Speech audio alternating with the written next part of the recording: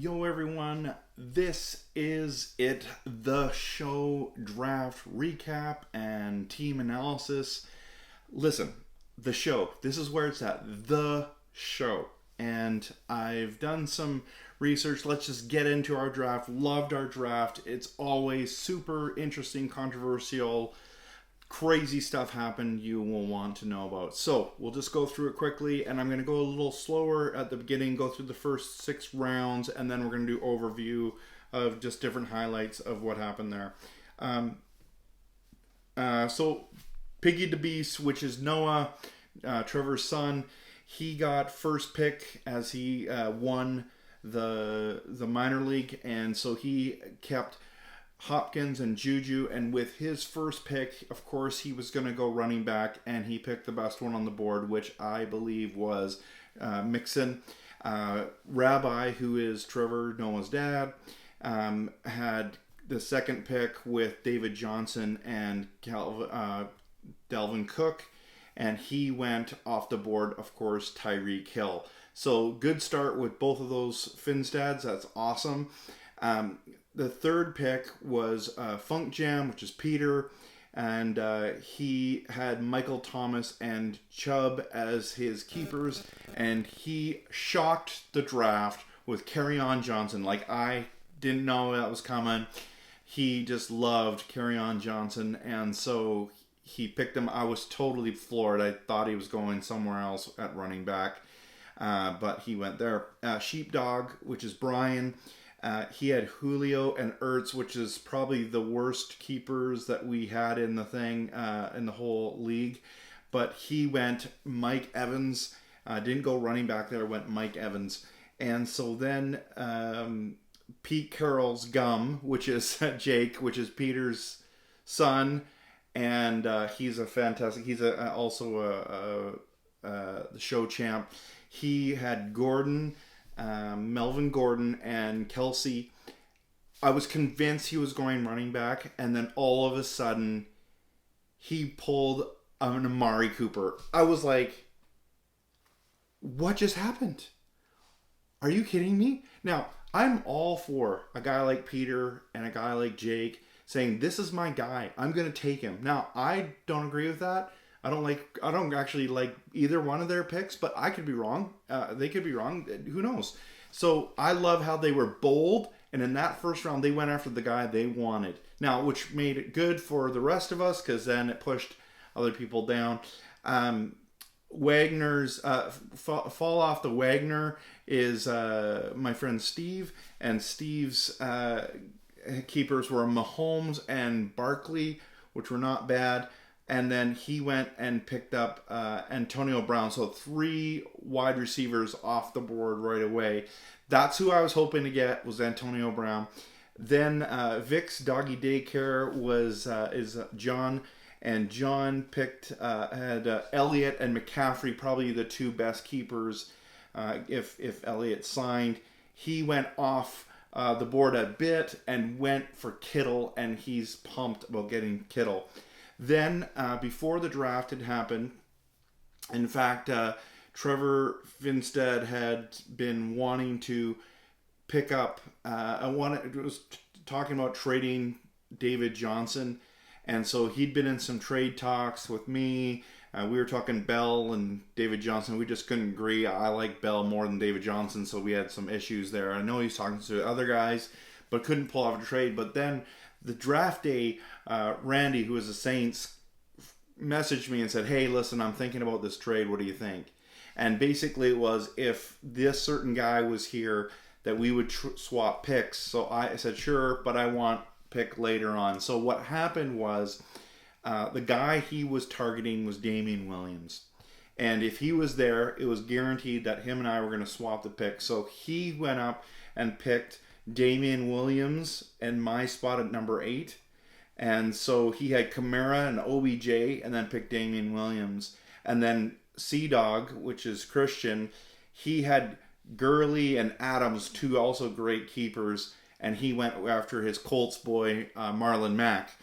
So then I got the next 2 picks, which was supposed to be Randy's picks at 10 and 11, and I took I need it because I had Connor and Le'Veon Bell's my keepers. I went with 2 wide receivers. It was a tough decision. I was thinking wide receiver, running back, but those wide receivers were just too good to be on the board. So Keenan Allen I picked, which I'm super pumped about, and Thielen, who I loved having last year. And then coming around that corner, Sea-Dog, which is Christian, ended up picking Aaron Jones, which I was shocked. So he had Aaron Jones and Marlon Mack. Then Freeman, so Randy picked in my spot Freeman, who he was targeting both of those guys and landed both those. So he was ecstatic about where he went. But it went 10 running backs in a row. Aaron Jones, Freeman, Henry, Fournette, Jacobs, Carson. Peter went with David Montgomery, the rookie running back. Sony Michel, Ingram, Lindsey. So Noah went Ingram and Lindsey back to back there, and then it went like seven wide receiver run. So it was a 10 running back to 7 wide receiver run. Went Diggs, Engelman, Brandon Cooks, Robert Woods, T.Y. Hilton, Godwin, and then I picked Golladay. And then it was just insane. It was just an insane run. I did not anticipate that it was going to be that many. I thought there was going to be some wide receivers, running backs, maybe some tight ends all mixed in there. But it just went crazy. And I felt like if I could do the draft over, I probably would have maybe done a running back because I didn't know there was going to be 10 in a row taken. But I was very happy with the wide receivers. Anyways, and then with Randy and I making that trade, I got to pick at round 5-10, and I end up picking the rookie back Sanders, the rookie running back from Philly, Sanders. And so I was pretty excited about that. Then coming around the corner, Randy picked Mike Williams, and then Christian picked up Deshaun Watson, which was the first non-keeper quarterback taken. James White went off the board. Aaron Rodgers, my boy Aaron Rodgers, went to Vic's doggy daycare. So there's things like that going on. And then we go into the 7th round. And this is where it got interesting because Jake went after Eckler. And going after Eckler was, I thought for sure Jake was going to jump in there and grab him, but I think he's pretty confident that Gordon's coming back. And then Rabbi went and got Josh Gordon, who's not a flash anymore. He's actually quite slow, but a decent route runner. And then in that round 7, there was 5 wide receivers taken in a row. Went Boyd, Landry, Kupp. I picked up A.J. Green. I thought that was a good gamble in round 7. And then Jeffrey went. So round 8 comes, and I decided I got to get Howard because if Sanders doesn't produce in Philadelphia, even though I think he's going to, I need to have a running back there. So I picked up Jordan Howard. Mayfield goes off the board from Wagner, which is Steve. And Peter went, and I think he took him a little higher than he wanted to, but he needed, with having Nick Chubb as a keeper, he went and got Kareem Hunt. And then Russell Wilson went to Rabbi, who's a big Seahawks fan. So then coming around the corner, his son Noah, Piggy the Beast. What a cool name, by the way. Piggy the Beast! Anyways, had gotten Cam Newton. Sheepdog at the 4th pick in the 9th round picked up Carson Wentz. And I just felt like there wasn't a lot of great options at that stage. And I don't like picking defenses early, but in the 8th pick of the 9th round, I went off the board and got Chicago defense, which there's always some guy that goes in the 8th round and does it. So I was hoping in the 10th or 11th to pick up defense, but I just wasn't happy with it there. So I said, full send, let's go for it, right? Saints picked up Drew Brees there, but something happened in that draft. We were on the phone talking, and he was trying to find Watkins, and he couldn't find him. So I said, he picked Brees because I was going to pick Brees next, and then I said I'll find Watkins, I'll pick him on there, and then we end up switching over. So that's kind of how that worked. But in the 10th round, first pick, Randy, who has won more titles in our league than anybody else, went and picked a kicker. A kicker! In the 10th round. Zerline, Legatron, I don't care who he is. That is awful. You shouldn't do that. But anyways, okay, that's your strategy. God bless you. Whatever. So, and then I picked up Watkins so I could trade him for Breeze because I needed a quarterback. And then because I picked Chicago, 4 defenses go in the 10th round. Rams, Baltimore, Jacksonville, and Noah finished off with Cleveland. Funk Jam ended up getting Big Ben. Rabbi gambled with Pollard because he thought he was going to be the running back for Dallas, or Zeke Elliott because he wasn't going to sign. And then in the 11th round, Piggy DeBeast picked up Tom Brady. I mean, think about how far he's dropped. Tom Brady in the 11th round, I wouldn't have taken him there, but I think it's a good gamble. And the biggest fail probably of the draft maybe was Funk Jam picking Shady McCoy, 11th round, 3rd pick. And then at the end, 2 defenses go, Minnesota and the Patriots. So round 12, 2 kickers go. Okay, round 12, all right, that's fine. Rabbi picks Butler, and Funk Jam had picked Tucker, which is great, fine. Round 13, Funk Jam goes with Lamar Jackson and just really gambles there, which, yeah, that might pay off, man. That kid is talented. If he can throw more accurately, we all know what he can do with his legs. And then Wagner, Steve-O just decided to go with his homer pick there and pick up Eric Metcalf, who I wish the Packers had signed, but anyways, another story for another day. Round 14, nothing really happened other than Rivers. I picked Rivers, and Christian picked Winston. And then the last round, interesting, the last round, there was 5 tight ends picked. Delaney Walker went, Hooper, I picked Ebron as my only tight end, which is a huge gamble. Andrews went, and Randy finished the draft with Gronk. Does he not know that he's retired? I don't know. Anyways, that's a long way to get through the draft, but I wanted to make sure that we got through the keepers and figuring out. So here's just a quick synopsis of the teams. So Sea-Dog's team, Christian's team, 3 solid running backs with Mac Gurley and Aaron Jones.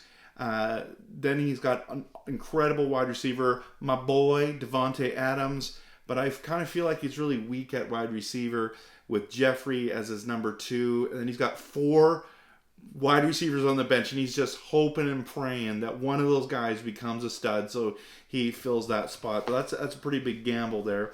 And then he's got Hunter Henry as well at tight end. Funk Jam, Peter has Chubb, Kerryon Johnson, and David Montgomery. And then he's got a super stud, Michael Thomas, as wide receiver. I feel like he's got real bench issues because he's got Sean McCoy, who's been dropped. Kareem Hunt at running back. I mean, he'll be good later on in the year. And he's got really 2 good, really tight ends there, Jared Cook and Vance McDonald. So if you're looking for a tight end, he's probably the guy you want to trade with. Then his son, Pete Carroll's gum, Jacob, is he's gambling with Gordon, man. He's gambling with Gordon. No Eckler, no, he didn't go for him, but he went and got rookie Josh Jacobs for the Raiders. But listen to this. This is his other guys for running back. Ronald Jones II and AP on his bench. I don't know, I don't think that's good enough. Just saying.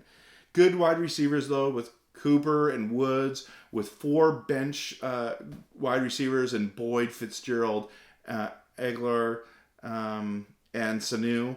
And then Noah, Piggy the Beast, 2 stud wide receivers in Hopkins and Juju, 3 good running backs with Mixon, Ingram, and Lindsey. Ingram at tight end.